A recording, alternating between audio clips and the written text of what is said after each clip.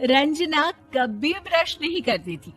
उसे कितनी बार उसके माँ बाप ने डांटा, लेकिन उसका कोई असर उस पर होता ही नहीं था, जिस कारण से उसके दांत पीले पीले हो जाते हैं।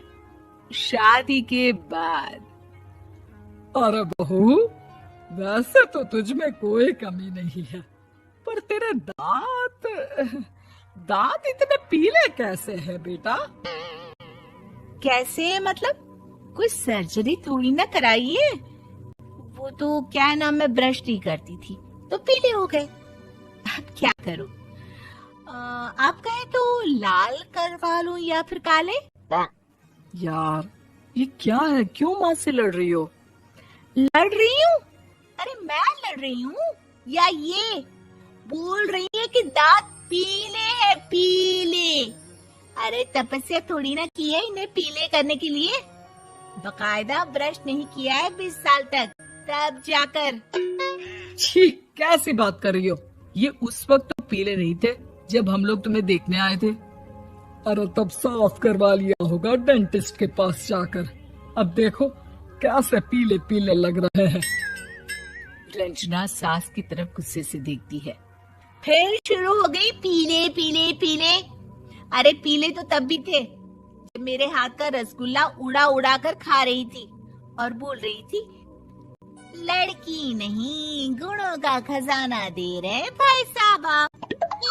खैर, अब वो लोग करते भी तो क्या करते, पीले दांत वाली बहू पल्ले पड़ी थी तो झेलना तो था ही। एक दिन कीर्तन में रंजना गाना गा रही थी। अरे कमला बहन, माँ का द्वार है, यहाँ तो सब शुद्ध होकर आते हैं, फिर अपनी बहू को ब्रश भी नहीं करवाती तुम। दूर से पीले पीले दांत भक्ति में बाधा उत्पन्न कर रहे हैं। और कोई 2 साल के बच्चे थोड़ी ना लेकर आई हूँ मैं बहू बनाकर। अच्छी खासी लड़की है, अरे कैसे करवाऊं ब्रश? ये तो उसे खुद करना चाहिए ना। अब माँ बाप तो इसके जैसे तैसे निपटा दिए, ये नहीं सोचा कि सास कैसे संभालेगी। सास बहू को लेकर घर आ जाती है, लेकिन सोच लेती है कि अब इसे लेकर कहीं नहीं जाएगी। अगले रोज बहू कहती है, अरे क्या हो गया, मंदिर नहीं जाना क्या? कीर्तन का वक्त हो रहा है। मेरी मधुर वाणी से कान्हा जी जागते हैं और सोते हैं। आप तो जानती है ना उनकी भक्ति में कितना मन लगता है मेरा। वो क्या है ना, तबीयत ठीक नहीं लग रही है मेरी, आराम करूंगी मैं। तबीयत ठीक नहीं लग रही? अभी तो मिथुन के गाने पर नाच रही थी आप, और अब बोल रही है कि तबीयत ठीक नहीं लग रही। अरे भक्ति में मन लगा लो सासू माँ, ऊपर जाना है, क्या मुंह दिखाओगी आप? हाँ? सास को बहू की बात पर गुस्सा आ जाता है। मैं क्या मुंह दिखाऊंगी, इसकी चिंता तो ना कर, समझी? अपने मुंह की चिंता कर, जो ये पीले पीले दांत लेकर हर जगह पहुंच जाती है। पता है लोग कितना मजाक बनाते हैं।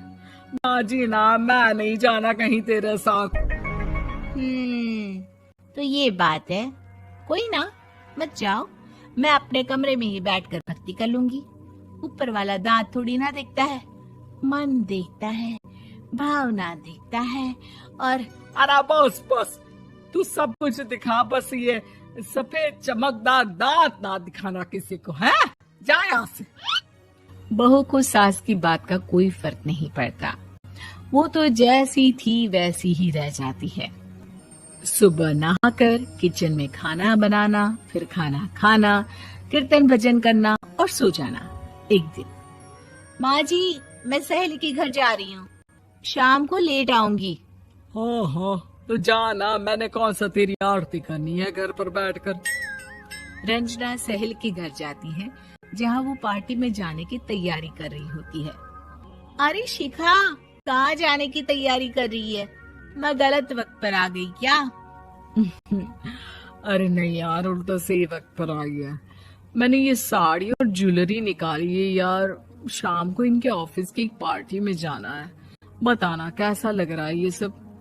नहीं यार, इस ड्रेस के साथ तो वो वाली ज्वेलरी अच्छी लगेगी। हाँ हाँ सही बोल रही है, मैंने ध्यान ही नहीं दिया। वैसे तो हमेशा से मस्त फैशन सेंस रखती है। तो बड़ा जाती होगी ना पति के साथ पार्टी में।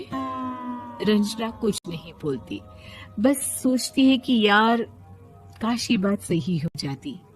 पर मैं क्यों नहीं जाती पार्टी में? क्या इन लोगों की कोई पार्टी होती नहीं होगी? रंजना घर आती है और रात में पति से सवाल करती है, एक बात बताइए, आप मुझे किसी पार्टी में क्यों नहीं ले जाते?